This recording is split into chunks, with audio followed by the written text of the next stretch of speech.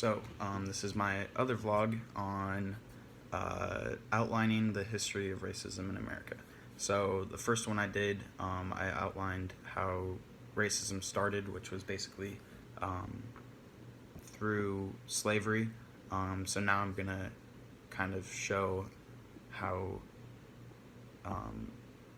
it has progressed through history and what racism became once slavery was no longer a thing.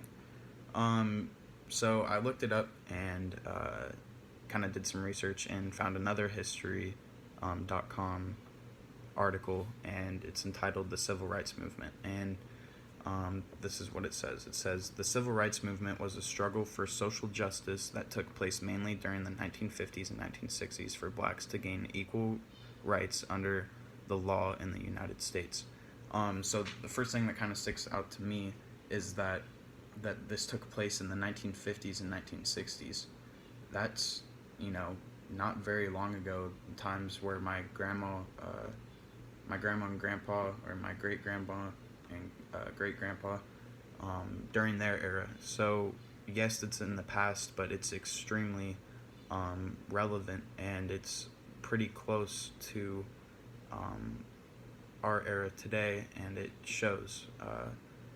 So, during this time, civil rights activists such as Martin Luther King and other activists such as that fought for these civil rights. So racism back in the 1950s and 60s looks different than it does now, but it was more prevalent and more, it was a greater movement back then than it is now. So blacks were denied civil rights all over the country, and a big thing was the Jim Crow laws. So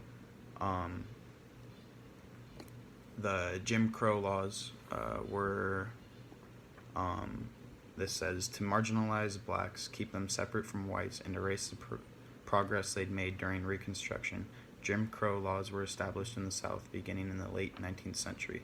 Blacks couldn't use the same public facilities as whites, live in many of the same towns, or go to the same schools.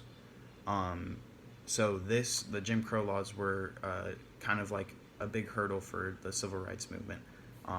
These laws made segregation a very big problem in America, and segregation was a major hurdle to get over for black people and for racism in America. So looking at racism went from slavery to now the slaves being free. So it's kind of like this graph I was saying. Racism started up here where slavery went down, and then once slavery was ended, but then went back up with segregation. So just over history, we kind of have like this continuous graph of just up and downs.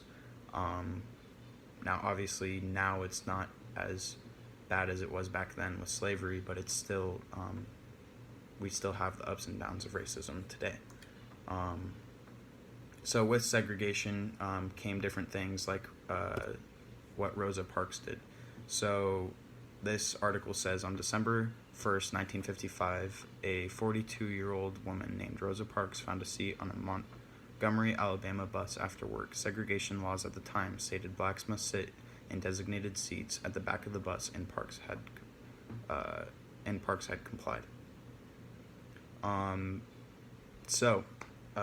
This is a big part of history, and kind of this Rosa Parks movement was the first major thing to happen to kind of break that barrier of segregation. So with the civil rights movement, the civil rights activists all fought for desegregation and just pretty much the end to racism. Now, will we ever see the end of racism? I don't know. I don't think so, because not anytime soon. I mean, considering that in the 1950s and 60s we were separating people based on their color and race in schools and buses, it's kind of appalling to me. And to think that we'd be able to go from, in less than 100 years from that to having no inkling of racism at all, I feel like would be kind of close to impossible. People will always have evil hearts and evil intentions, and they'll look down on people as less than themselves because they need that to kind of fulfill their own ego. And I feel like these people will exist and have existed obviously through history, and that is a big reason why I feel like racism won't end. But as I said before, it is declining, and it's obviously not as bad as segregation or slavery was, but it still exists today.